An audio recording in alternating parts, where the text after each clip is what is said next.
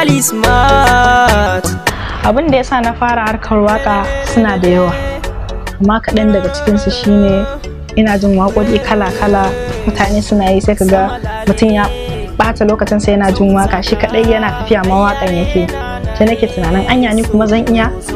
Haka na fara rubuta waka, wani lokaci ne kana ne dariya, wani lokaci ma ne a yi min dariya. To da kudin break ɗina haka nake tarawa, nake zuwa studio, local studio inda ba quality production, haka da yana tafiya mutane suka ga ina kokari.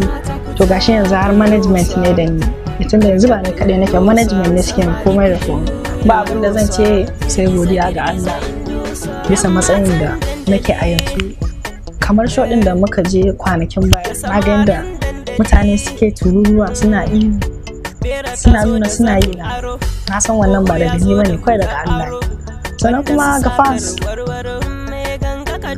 mutum ba zai taba cika 10 ba, sannan kuma ni da ku kowa haƙuri zan yi haƙuri, za ku yi haƙuri. Kamar magana kira, ka kira ba ɗauka ba, ko kuma ka yi message, ka yi text baka ga an yi ma reply ba, haƙuri za ka yi, saboda gaskiya muna ƙoƙari mu kawo muku abubuwa masu nishaɗantarwa da kuma jan hankali da sauransu. Kullum busy muke yi, ƙoƙari muke a ce mun kawo abubuwan, ba wai ba mu da lokacin wani chatting da sauransu haka, sai dai ku yi haƙuri kawai. Tell me like me, oh no no damn me, enemy won't fair distract me.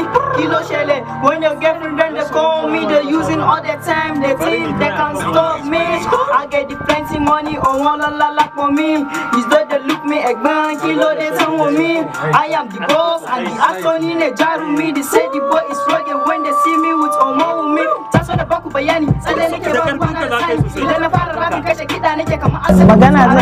Magana jan hankali akan iyaye matasa da sauransu shine, idan kuka ga ɗanku yana da talent ko kuma yana ƙoƙarin yin wani abu, idan har abin bai saba wa al'adunku ko addini ba, ya kamata ku ga kun taimaka wajen yaron nan ya cimma burinsa, saboda kowa yana da dream ɗinsa, kowa yana da mafarkin da yake so ya ga ya cika.